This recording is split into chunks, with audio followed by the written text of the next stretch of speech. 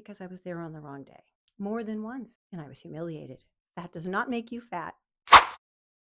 For several years, I was the testing coordinator at my school, overseeing all of the middle school state exams. I was the one who counted out the booklets, set the schedules, tracked the materials, and made sure every accommodation was met. In my final years, I returned to the classroom, freshman English. Any teachers out there? Come and teach.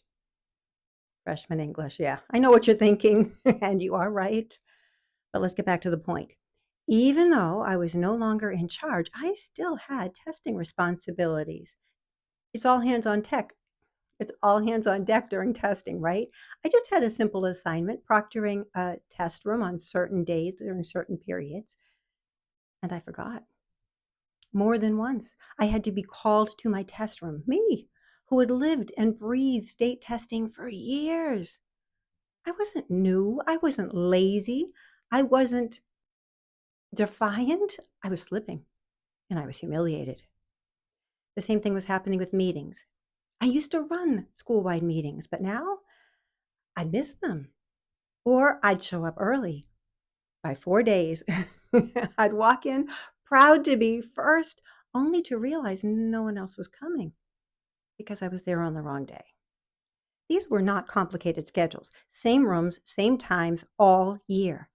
But my brain, it was letting me down. And when I did make it to a meeting, I had trouble sometimes following those conversations I used to lead. I was scared enough to retire early. I felt like I'd lost control, and I was losing control. But what I didn't realize was how much my brain was being affected but by what I was not eating. What I was not eating. For decades, I bought the low-fat lie. Skim milk, low-fat yogurt, fat-free dressings, heart-healthy canola oil, because that's what we were told was good for your health. But did you know your brain is mostly fat and it needs dietary fat to function? They're about 60% fat dry weight, and they need dietary fat to protect nerves, reduce inflammation.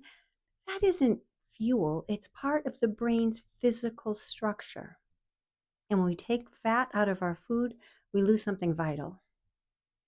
But you know who doesn't lose? Food manufacturers. When they pull the fat out, they just swap in sugar. That light yogurt, check the label, packed with sugar.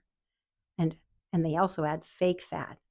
Margarine, spreadable butter, it's all inflammatory seed oils. Natural fats like butter and fatty fish and full-fat dairy, they support hormone balance, reduce inflammation, and help your body absorb fat-soluble vitamins like vitamin D. And despite what we've been told, fat does not make you fat. It is the sugar in the ice cream, not the cream, that lands on your belly. Did you know that your body can actually be harmed by too many carbs in one sitting? Or even by too much protein at once, though that's harder to do. But fat?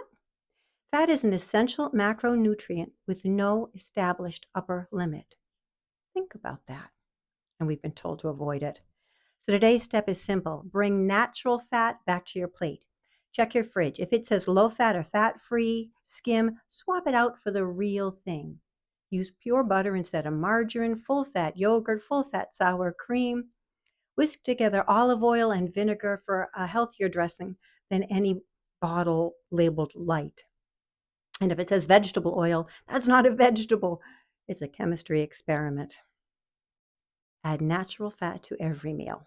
Don't count, just make sure it's there. Cook with butter or avocado oil or tallow or lard. Use olive oil in your dressings. Make sauces with cream and cheese. Oh, easy, delicious, and healing. This is a discussion of day 3 of my guide, 7 Days to a Clearer Mind. Every step builds on the last. If you've already added morning sun and protein, now it is time to bring in the fat your brain has been craving. Next time, we're tackling carbs. Fair warning, you already know what I'm going to say, and you are right, you will not like it, but it is crucial if you want your brain back. Thank you for being here. You are not falling apart. You are rebuilding one meal at a time. Hey, I'm Eileen. I reversed the worst of my early Alzheimer's symptoms through a clean, low carb diet. Thank you for spending time with me today. Thank you for liking, commenting, and sharing this video. Are you subscribed?